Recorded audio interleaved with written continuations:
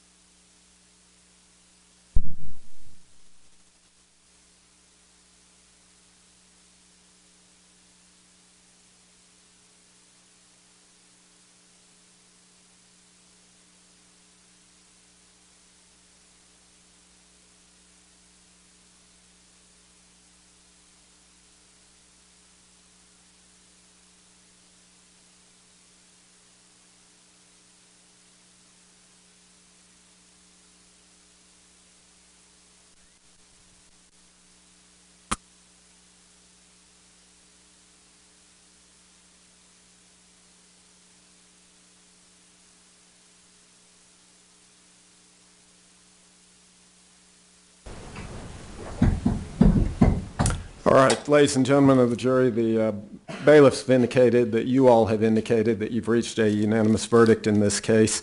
Let me ask your foreperson to stand, please. Yes, sir. Juror number 10. This yes or no question, sir. Is it correct that the... I'm sorry, juror number 9. Thank you. Is it correct, juror number 9, that the jury has reached a unanimous verdict with respect to this case? Yes. And have you signed and dated the verdict form? All right, if you would hand the entire verdict packet to the bailiff, sir. Thank you. You may have a seat, sir.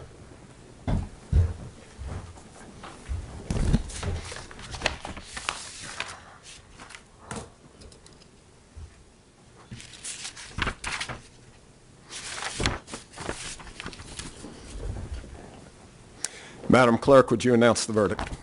Yes, sir.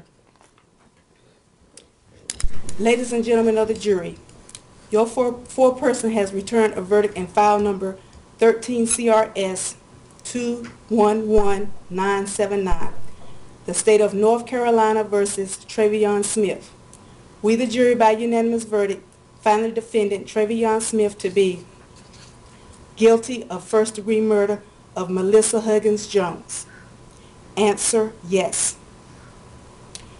On the basis of malice, premeditation, and deliberation. Answer, yes. Under the first-degree felony murder rule. Answer, yes. This the 16th day of February 2016. Is this your verdict? So say you all. Yes. Yes. Thank you. Ladies and gentlemen of the jury, if you would, just by a show of hands, indicate whether this is in fact your verdict, and with respect to both questions, the answers that the clerk has read are correct. Just raise your hand if that is true. Let the record reflect 12 jurors have raised their hand. Counsel, is there anything further that we require of the jury with respect to this first phase of this trial? Not as to this phase. All right, very good. So members of the jury, as you know, based on your verdict, we will move to a second phase of this trial. What I'm going to do, however, is release you for the remainder of the day and ask you to return at 9:30 tomorrow morning, and we'll resume with that phase at that time. All of the rules I've been instructing you on continue to apply. Don't talk about this case among yourselves or with anyone else. Don't form or express any opinions about the outcome. No media or independent investigation into these matters, and no conversation or communications with any parties, witnesses, or lawyers. We thank you very much for your service thus far.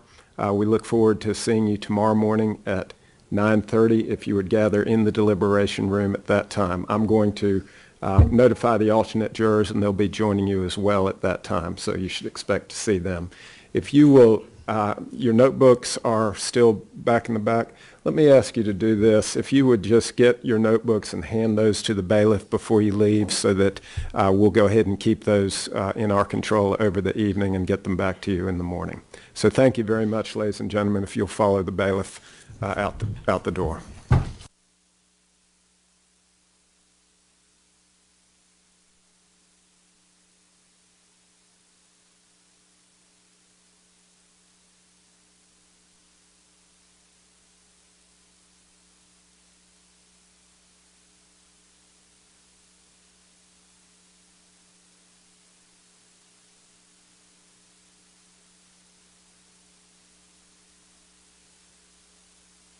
All right, ladies and gentlemen, so we have the verdict of the jury with respect to the first phase of this trial, so we'll move on tomorrow morning then with the second phase. I had mentioned to you the possibility of presenting the Edmonds-Tyson issue to the jury in a trifurcated proceeding, have the jury consider that issue, and then once that is completed, we would move forward then with evidence on mitigation and aggravation, depending, of course, on the answer to that to that question. The law is not specific as to how this process goes. It could certainly be consolidated into a single second phase of this trial, but I think there's enough latitude to present the issue in a trifurcated proceeding as well. Does the defense wish to be heard with respect to that? We believe the trifurcated proceeding would be appropriate. And I guess I'm not sure of the state's position, and so I could elaborate more once I understand the state's position. Let me ask you, would there be an intention to offer any further evidence before we got to that question? I don't believe so. I would like to consult briefly with Ms. D about that, but I think we don't. I had not envisioned us putting on any additional evidence if that was going to be given as a single question before we proceeded to the sentencing phase. All right. Let me hear from the state. As I mentioned over the weekend, I think I'm sure our position is that it should be just a bifurcated situation, that would be, as the instructions suggest, that it's yet another question that they have to answer.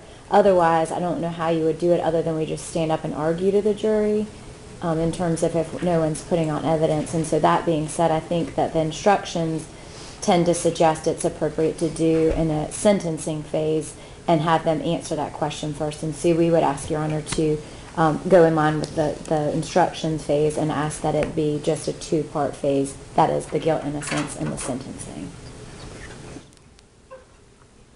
And we've certainly been in a position to consent to Your Honor expanding the Edmond-Tyson issue, but they have clearly come back on premeditation deliberation as well as the felony murder rule. So I think in that regard, we also should move forward to the sentencing phase in general, and then are prepared to argue that specific issue to the jury at the appropriate time. All right. Yes, sir. Go ahead. I do recognize that there has been a conviction on both. It is. But they were given instructions that would not indicate a variance away from the Tyson-Edmonds issue, as it would be pre the change of the law that we had talked about earlier, where they would have had to make specific findings of either this defendant having specific premeditation or this defendant doing certain acts. The only thing that they would have necessarily concluded by this was that he was involved in a burglary, and that the co-defendant or the accomplice would have acted with premeditation deliberation. This could have been their finding, but we just do not know based on their findings in it.